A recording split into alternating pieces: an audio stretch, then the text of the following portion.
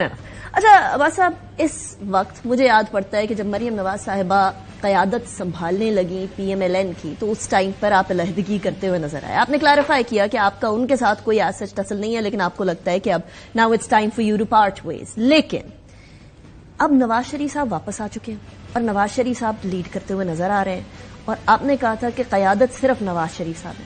نواز شریف صاحب واپس آتے ہیں، آپ ان کو ریسیو بھی نہیں کرنے جاتے. یہ کیسی قیادت ہو؟ دیکھیں، قیادت کی بات جو ہوتی ہے نا کہ لیڈر کون ہے، تو ہمارے لیڈر نواز شریف صاحب ہی رہے ہیں. مریم بی بی کو جب چیف کوآرڈینیٹر بنایا گیا، میں اس سے پہلے 3 سال پہلے میاں صاحب کو، مریم دونوں کو بتا چکا تھا کہ میں جب بھی ایسی تبدیلی آئے گی میں اس کا حصہ نہیں رہ سکتا. میں نے کبھی بھی اس سے پہلے پارٹی کا عہدہ میرے پاس نہیں تھا. تو وہ جب بھی وہ تبدیلی آئی میں نے اس سے اپنے عہدے سے استعفیٰ دے دیا. یہ میری ذاتی رائے ہے، کوئی اس میں ناراضگی نہیں ہے، کوئی اس میں خفگی نہیں ہے، یا مجھے عہدہ ملنے کی بات نہیں ہے. میں یہ سمجھتا ہوں کہ جب بھی ایک جنریشنل چینج آئے ان کو ایک سپیس ملنی چاہیے کام کرنے کے لیے. تو وہ سپیس کم از کم میرا وہاں ہونا اس سپیس کو کم کرتا. دوسری بات ہے، میاں صاحب میرے لیڈر ہیں، ایک 35 سال کی واقفیت ہے، تعلق ہے.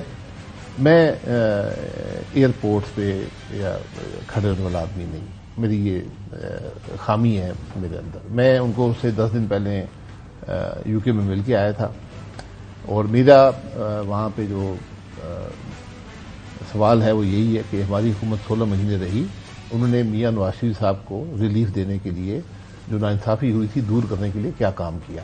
کوئی کام نہیں کیا، مجھے نظر نہیں آیا. تو ان کو ریلیف کیسے مل رہا ہے؟ بات کرنی چاہیے تھی. اب عدالتوں میں ریلیف مل رہی ہے، بات کریں. وہ نہیں ہوا. یہ میری ذاتی رائے سے کوئی اختلاف کر لے، میں ان کا سر آنکھوں پر اختلاف قبول کرتا ہوں. تو میں کم از کم ان چیزوں میں عباس صاحب، پرائم منسٹر نواز شریف صاحب بن رہے ہیں؟ یہ پتہ نہیں. الیکشن ہوگا، جو الیکشن جیتے گا اس کے بعد پرائم منسٹر کا فیصلہ ہوتا ہے. پی ایم ایل این کے پی ایم کے کینڈیڈیٹ نواز شریف صاحب انہوں نے بھی، پارٹی نے کہا نہیں ہے. پارٹی اپنے کینڈیڈیٹ کا اظہار کرتی ہے، ابھی تک یہ کم از کم فارملی اظہار نہیں ہوا. لیکن سینئر آدمی وہی ہیں، لیکن ابھی ان کو 2 جگہ سے ریلیف ملنا ہے. ایک تو جو دوسرا ریفرنس ہے وہاں سے، اور ایک سپریم کورٹ سے جس نے ان کو تاحیات نااہل بھی کیا ہے، اور ایک قانون کی انٹرپریٹیشن کے ذریعے سیاست سے بھی علیحدہ کیا ہوا ہے، جو سیاست بھی نہیں کر سکتے. تو ان 2 باتوں پر ریلیف ان کو ملنا پڑے گا، اس کے بعد ہی وہ امیدوار بن سکیں گے. رائٹ.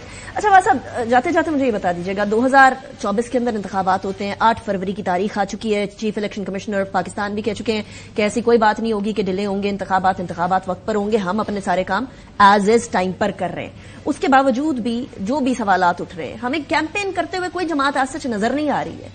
ایک پیپلز پارٹی ہے جو کہ کیمپین کر رہی ہے، نہ پی ایم ایل این اس طرح کیمپین کر رہی ہے، نہ پاکستان تحریک انصاف کیمپین اس طرح کرتے ہوئے نظر آ رہی ہے، نہ مولانا صاحب آ رہے ہیں. یہ کیسے انتخابات ہیں؟ آپ نے اس سے پہلے اس طرح کے انتخابات دیکھے ہیں جہاں 3-4 مہینے پہلے کوئی کیمپین ہی نہ کر رہا؟ نہیں، انتخابات نہیں. انتخابات میں ٹائم ہی آپ کو 60 سے 90 دن ملتے ہیں.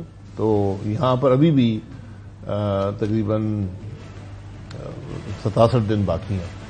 آج 1 دسمبر ہے، تو 8 کو. اور کیمپین ہمیشہ آخری 4 ہفتے میں ہوتی ہے. الیکٹورل کیمپین جو ہے، آپ شیڈیول آئے گا، اس کے بعد آپ کو تقریباً 6-7 ہفتے کا ٹائم ہوتا ہے. اس میں 2 ہفتے پروسیس میں لگ جاتے ہیں، ٹکٹس یہ وہ، اور 4 ہفتے کے لگ بھگ کیمپین ہوتی ہے. رائٹ. شاہد خاقان عباس صاحب، thank you very much for joining me in the program. It was a pleasure having you.